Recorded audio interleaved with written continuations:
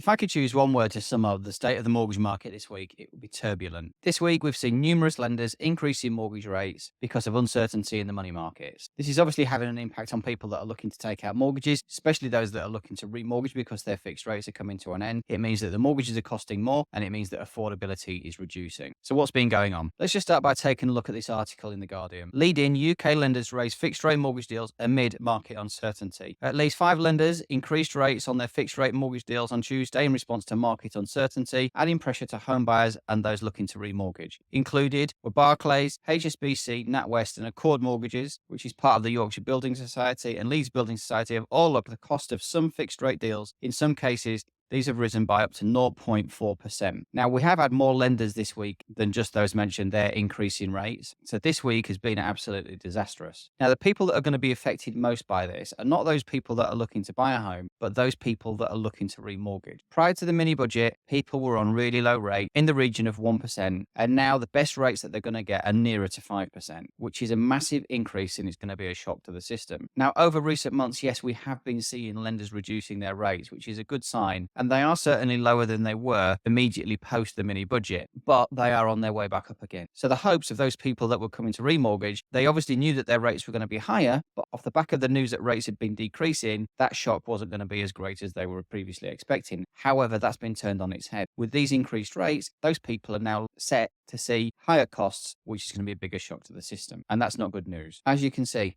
new market swap rates, which largely determine the pricing of new fixed deals, have ticked up slightly in response to the Bank of England's rate expectations, prompting lenders to reprice some of their mortgage deals. Mortgage costs have endured a rollercoaster ride over the last 2 years. The fallout from the disastrous September 2022 mini budget helped push the prices of many fixed rate deals to above 6%. But at the start of this year, they had dropped sharply, only starting to creep back up. During recent weeks, the mortgage market has been relatively calm, as we've been reporting. But figures released last week showing a smaller than expected drop in inflation in March caused some economists to push back their forecast for when the bank starts to cut rates. City investors are pricing in 2 rate cuts by the end of the year. Now that was previously 4, so that's a big change. A 50% decrease in the number of expected Bank of England base rate cuts this year is not good news. The article goes on to say, while some lenders, such as Accord, have increased selected rates by up to 0.4%, others, such as NatWest, have opted for smaller hikes. It has lifted some of its 2 or 5 year switcher deals for existing customers by just 0.1%. Now, Moneyfacts, the financial data provider, said on Tuesday that the average rate on a new fixed rate deal lasting for 2 years had nudged up slightly to 5.83 from 5.8% at the start of this month. Meanwhile, the typical rate on a new 5-year fixed stands at 5.4%, up from 5.38 at the beginning of April. However, the cheapest 2 and 5-year best buy fixes were this week priced at 4.46 and 4.13 respectively. And of course, what rate you can get depends upon your circumstances. It depends upon your loan to value. It depends upon what you're looking to do with your mortgage, whether you're a purchaser, whether you're remortgaging, whether you're just an existing customer switching products with the same lender, whether or not you're borrowing extra money. And obviously another one is how good your credit history looks. So there's a lot of things that are taken into account when lenders consider what interest rates you're going to be able to achieve. But let's just see what has caused this turmoil in the markets. So if we switch over to this other article in The Guardian, the Bank of England's chief economist, Hugh Pill, dampens hope of summer interest rate cuts. Hugh Pill warns inflation could rebound as UK businesses survey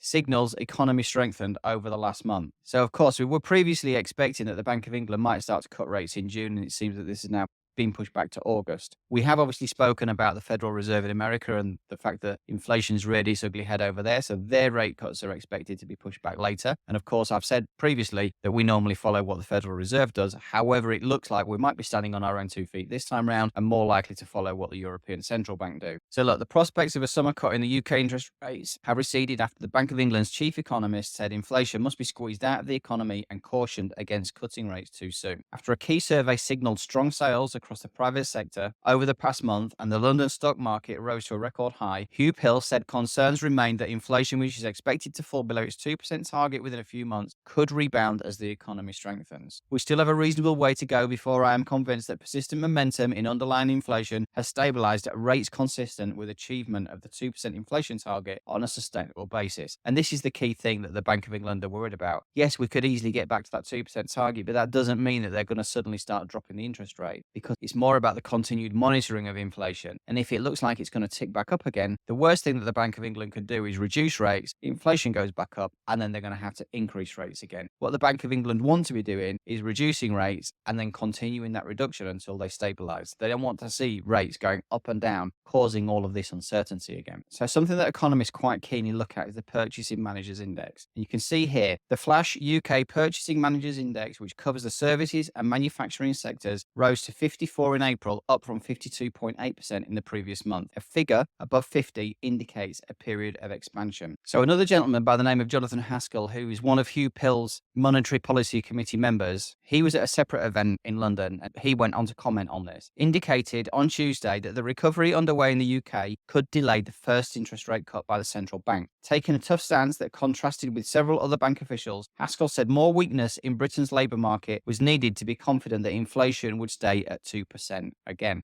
they want it to stay at 2%, not get to 2% and then go back up again. The labour market is central to the inflation aspect, Haskell said, when asked if he now thought it would be possible that inflation would hold at 2% rather than rise later in the year. He said the number of vacancies had fallen while unemployment had increased, showing that the labour market was weakening, but it was unclear if it was weakening quickly enough to keep inflation on target. And this is why the Bank of England are saying expect interest rates to stay higher for longer before we start to cut the rates. So on the back of all of this, let's take a quick look at the swap rate chart. So again, just to remind people, when we look at the swap rate chart, looking at the top, if you see a green box with an arrow going up, that means that the swap rates have increased from close of business the previous day. I'm focusing on the 2-year, 3-year, 5-year, and 10-year swap rates because those are the terms of fixed rates that are proved most popular with consumers. Before we look at the chart, if we scroll down slightly, in these boxes under here, you can see these are the highs and the lows over recent times of what the swap rates have been at. So for a 2-year rate, the lowest swap rate was 3.749, 2nd of Feb 2023, and the highest was 6.083 on the 6th of July 2023.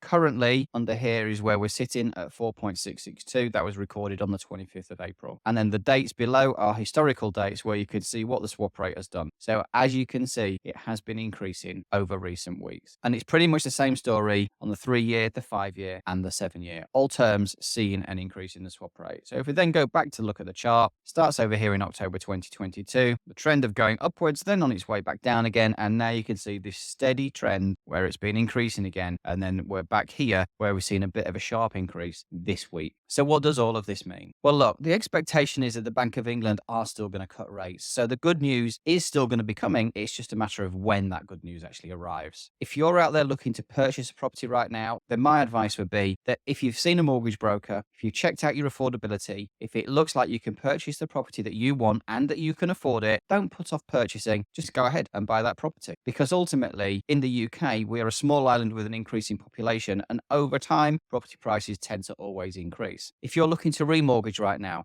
my suggestion is, if you're 6 months away from your fixed rate deal ending, just start the process now. I've said this numerous times in the past, especially at times when we're seeing interest rates increase. Nothing more important than getting a deal secured right now, because if rates continue to increase, it doesn't matter. It won't affect you. Your rate's secure. If rates do decrease, as they're expected to at some point within the next 6 months, then any decent mortgage broker will happily monitor your situation, monitor the market, and if they find that a better rate is available to you, then they will move you over to that lower rate. That's what we're doing for our customers, and many that we were in touch with at the beginning of the year whose remortgage still hasn't gone through are now reaping those rewards. We managed to secure them lower rates when they were available, and now we're seeing these higher rates. They'd left it, they would be worse off. So get in touch with a good mortgage broker. There's lots of them up and down the UK who will happily help to secure you the best deal for your personal circumstances right now.